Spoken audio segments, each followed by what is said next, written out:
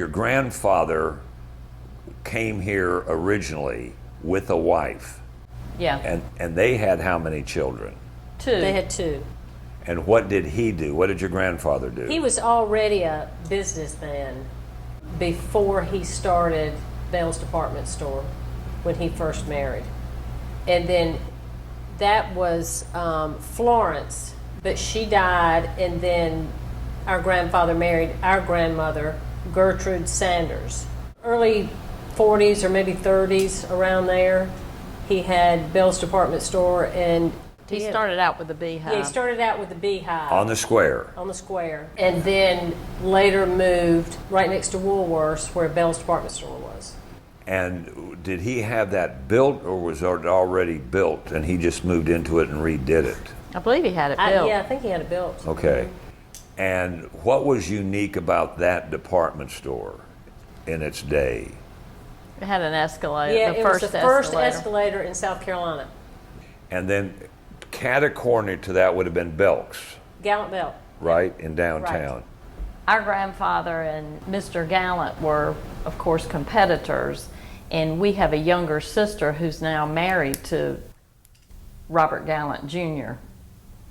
So that kind of came full circle. Interesting. Go back and tell our audience what your dad did. He was a physician, and he was in a practice. It was Dr. Young, Perry, Bells, Waller, and Young on the corner of Greenville Street and the Boulevard. And he stayed there for, what, Jenny, maybe 30 years or so. And then he and Dr. Perry moved beside Proc Drugs, where I believe McConnell Orthodontics is now, Okay. until he retired.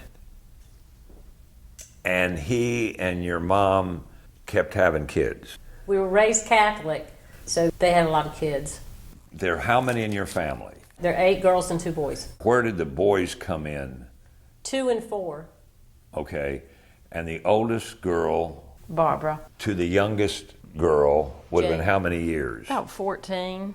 Your folks had all those kids in 14 years. So it was Yeah. one right after the other, basically. There was actually a set of twins, too, that died at birth. So there were actually 12 kids. With that many kids, I know your dad's a physician, so you would think that he was doing well financially, but still with that many kids, when it came time to dress all these kids, did everybody get new clothes all the time? Oh, no. And our mother sewed, so she made a lot of our clothes. Did she really? Yeah.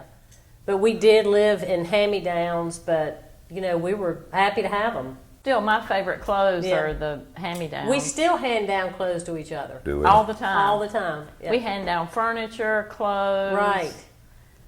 We haven't hand-me-down husbands yet, but it's on the list.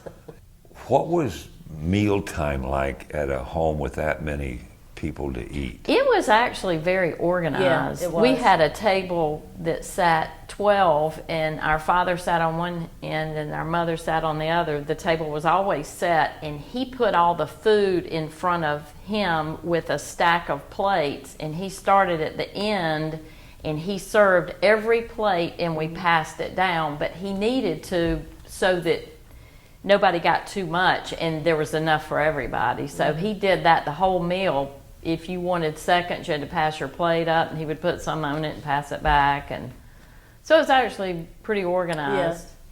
Did you have to wait till everybody was served to start Oh, eating? yes. Yes. Have the Yes. blessing? Yes.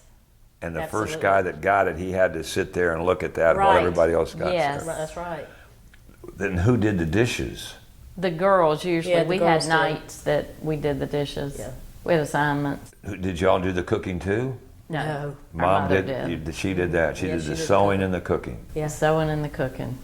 And occasionally we would go to the grocery store with us, and invariably she would leave somebody there. Right. And She would take all kids shopping? Well, not all of but them. several. But there, we might go on the way home from school or something, Yeah. and we'd all rush into the A&P. There was always somebody that got left, and we had a sister, Nancy, that went up to the cashier one time, and she used to pretend like she was Melissa Brown. Charlie Brown's daughter. And so she said, "I can't find my mother, and I'm lost." And she said, "What is your name?" And she said, "Melissa Brown." And there was either a security guy or a policeman in there, and he said, "No, it's not. You're a Bales. I know who you are. Go get in the car. I'll take you home." Really? We had several police rides in our day because we got left behind. Really? Oh, yeah. They knew who we were. How many bedrooms do you sleep that many kids in? How was that laid out? Well, there were Four bedrooms bedrooms. upstairs and the basement, which the boys Yeah. slept in. So there were 8 girls that slept in 3 bedrooms, and our parents had one. So Did you split up according to age in those rooms or by choice? pretty much Pretty it was much by more age, by yeah. age. Did you watch a lot of television? Yeah, I mean, some. yeah. How did you Some, decide what to watch? Depends on who was the oldest one in the room. Yeah. Okay, the oldest one Right, ruled. whoever got there first, got on the couch first. And this was before remote, so you had Right, to get up. right. Right. Did you always have color TV, or did you remember the black and white TV? I remember the black and white. Yeah. But most of the time we played outside. You know, we had each other. We always had friends because we had our siblings. So we played outside all the time. And neighbors too? Yeah. Were there a lot of neighbor kids that came We in? grew up on Moultrie Square, and it was a great neighborhood. The parents were all kind of watched out for each other's kids, and We just had a lot of friends there. yeah, The Doyles, the Sullivans, the Sims, Dr. Sims, yeah, the Champions, the Taylors, the right. Pruitt Martin's family. There were Masters Campbell's. There were all kind of people Yeah. on Moultrie Square. Yeah. Yeah, it was great. You all went to St. Joe's your entire time, or did at some point you all transition to public school? The school didn't actually open until 1968 because my class was the first class, but whoever was in elementary school started that year. I went to North Anderson through the 3rd grade, then we went to St. Joseph's. Then you went to McCants Right. after that, because it only went to 6th grade. Back then. Yeah, So then you went to McCants Junior High when it was downtown, when it was downtown, right, and then you would have gone to Hannah We all went when to it's Hannah. where where McCants it is. is now. Yeah. Let me tell you about when my mother took us to school. We would all pile in the bus, All right, right? bus. Books, everything. And there still wasn't enough room in the bus. Right. And of course, the older brother always had to get in the front. If you were in there, you just got tossed in the back. But so she would go first to Eddie Hammond's because we had to have our own lunch at St. Joseph's, and there usually was not enough to go around, so we would run in and get potato chips or something for our lunch boxes. And she would go to St. Joseph's, then the old Hannah, which is now McCants, drop them off, and then somebody was at AU, she went there, and then the old McCants last, and by that time we were invariably late. Yeah. And she would just barely pull up in front, and we jumped out, and you'd have to go to the office if you were late. Well, we were late a lot. So we would come rushing in, and every day the secretary would come up and say, "Well, why are y'all late again today?" And we're like, "Really?" Don't count on it. I mean, we're late because we just don't have enough time to get out. You know how many stops we made this morning? But they would ask us every time, and we would get in trouble, and then we would have to stay late. We'd have to stay after school. And our mother wasn't about to get out of the car and come in and explain that. Yeah. You talked about the bus. Tell us the famous Bales bus story and when you got it and where you got it and how Well, cool of course, that we was. got it from Frank Myers. And it was a Volkswagen was a- microbus. It was a Volkswagen bus. Most of us learned how to drive in that bus. And that was when they were 4 on the floor. Four Yes. on the floor. Yes. No power steering, no No. power brakes. No power windows. But it did have nothing. an 8-track tape player, Yeah. so we had lots of that music Right. blaring. Daddy usually drove his own car. Oh, He had a little 2-seater Porsche, and he drove his car, and then Mama had all of us in the bus. today, if you were to bring everybody down and get a family portrait, how many would be in the picture? I think there are 26 grandchildren at this point, which really isn't that many considering Right. there are 10 children. Then and you add the children and spouses, so I don't know. close to 50. Yeah.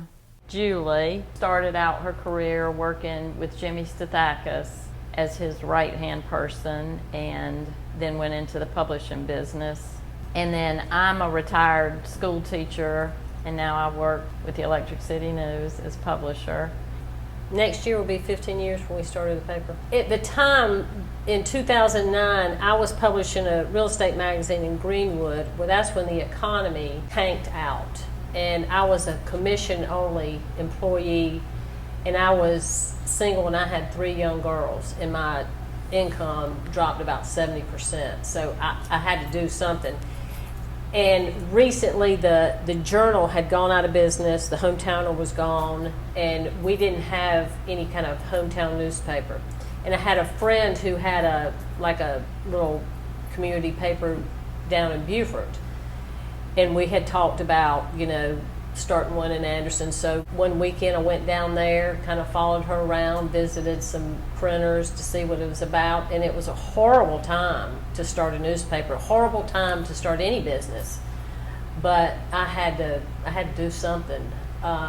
So we just dove in and crossed our fingers. But tell our listeners that may not be acquainted with the Electric City News how it's published and how it's distributed and how much it costs. It's free to the public, of course. We have an email list that you can sign up online, and every time the paper is published, you can get it in your email. We also have an online version, like a page turner, that you can look at.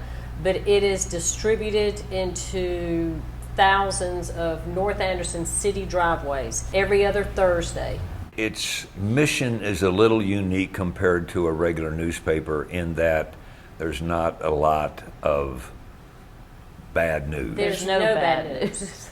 When we started, people told us, you're never going to make it unless you report the crime and the bad news and the murder and the this and the that. But we said from the very beginning, we're not going there. We don't do politics, we don't do religion, and we stay away from bad news because you can get that anywhere. Yep. And over the years, you've had some contributors that have helped make that newspaper as popular. Who are some of the people that have come through and helped we out? have the best Like the writers, like yeah. Rich Otter. Of course, he's a historian, and he does a fabulous job. We've got Kim Von Keller and Neil Parnell. Our sister-in-law, Ann, writes for us. And then we have a string of other columnists, and they all do a wonderful job. We have a couple of feature writers. We've got a graphic designer. We've got the guy that puts the paper together. We've got an ad sales person, Becky Pruitt. Right. And our wonderful distributors, the guy. Yes, Ozzy and Frida, wife, who does our yeah. distribution. They're Puts them wonderful in the- people. Put them in the driveways. Yeah. Oh, yeah. They work very hard. And tell me about your offices on Main Street. We love our office. This, at one time, was the Greasy Spoon, and we have a lot of people that'll come in and say, oh, I remember when this was a Greasy Spoon. It was a counter type because it's so narrow. They just had the stoves up against the wall, and then they had a counter, and then they had curb hops. But after that, it was a couple other things, and then they used it for storage for some of these other businesses. And John Glenn called one day and said, this space needs to be renovated, but would y'all be interested in using it as your office? And we said, yeah, we'd love that. So he renovated and did a marvelous Fabulous job. job, yeah. And we've been here about how many years? 5 or 6 years. Yeah. Because we were both working at home. Right. Our offices were always at home, and we walked in, and there was no floor and no ceiling, and he said, "Trust me," and we did, and he did Fabulous. just did an absolutely Really beautiful did. job. Like, and this mural here was painted by Herman Keith, who painted the mural downtown. Right. He's a good friend of ours. Bill Duckworth, who we miss terribly, picked out the And who light used to write fixtures. for us. Yeah, we love our space. We couldn't be happier. The future of the paper, I hope that we're going to be around for a long time. I don't see us ever being anything else than what we are. We want to be a community newspaper that brings joy to people and uplifting articles and, the history of Anderson, which we love. Hopefully, we're just going to be what we are right now. Has the success of the paper surprised you in any way? Yeah, it surprises me. I mean, in the beginning, there were a lot of tears, and Yeah. nail biting, and we thought, dear God, what have we done? And, you know, riding around and delivering papers in our pajamas and, you know, Yeah. crying a lot. And I hope that we're going to be around for a long time.